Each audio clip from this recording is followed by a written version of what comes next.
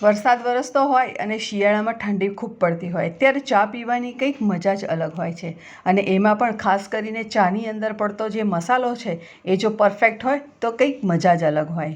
Super સહેલિયાથી હું Nipah મિસ્ત્રી સ્વાગત કરું છું તમારા બધાનું સુપર સહેલિયા ઉપર। ચાલો જઈએ મારા કિચનમાં આજે શું બને છે।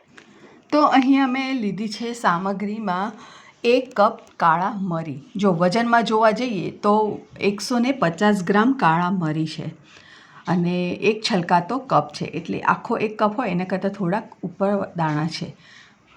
ઇલાયચીમાં જોઈએ તો અડધો કપ ઇલાયચી છે અને વજનમાં જોઈએ તો 50 ગ્રામ ઇલાયચી છે। સફેદ મરી છે તો તે અહીંયા મેં લીધા છે 50 ગ્રામ સફેદ મરી અને કપમાં જોઈએ તો 1/3 કપ સફેદ મરી છે, એટલે કે વજનમાં જોઈએ તો ઇલાયચી અને મરીનું પ્રમાણ સેમ છે, 50-50 ગ્રામ છે। અહીંયા લીધા છે લવિંગ જે 1/4 કપ છે અને આખો 1/4 કપ નથી, એના કરતાં થોડા ઊંડા છે। તો અહીંયા વજનમાં જોઈએ તો 20 ગ્રામ લવિંગ, 20 ગ્રામ તજ અને 20 ગ્રામ અહીંયા લીધો છે સૂંઠનો પાવડર।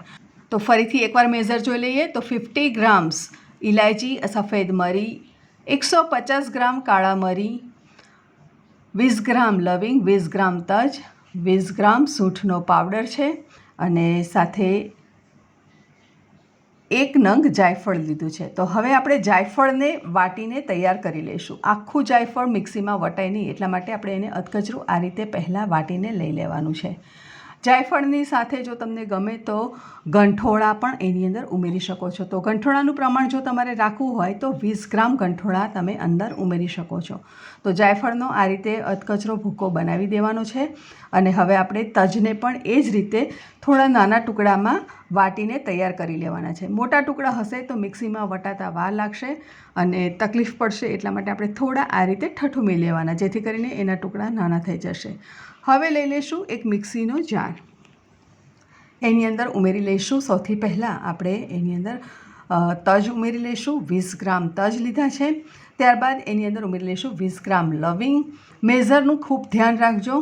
50 ગ્રામ સફેદ મરી લેવાના છે, 50 ગ્રામ લીલી ઇલાયચી લેવાની છે અને એની અંદર આપણે 150 ગ્રામ એટલે કે 150 ગ્રામ કાળા મરી લેવાના છે। મેઝર કપનું માપ પણ તમને મેં બતાવ્યું છે, તો તમે એ પ્રમાણે પણ મેઝર લઈ શકો છો। 1 નંગ જાયફળને આપણે અધકચરું વાટીને રાખેલું હતું તેને લઈ લીધું છે, 20 ગ્રામ સૂંઠ લીધી છે અને હવે આપણે એનો મિક્સીમાં પાવડર બનાવીને તૈયાર કરી દઈશું। તો જોઈ શકો છો તમે કે સરસ પાવડર બની ગયો છે અને બહુ કરકરો નથી રાખ્યો અને એકદમ ઝીણો પણ નથી રાખ્યો।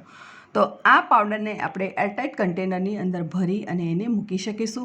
તમને ગમે તો તમે કેસર પણ 1 ગ્રામ જેટલું કેસર પણ અંદર વાટીને ઉમેરી શકો છો।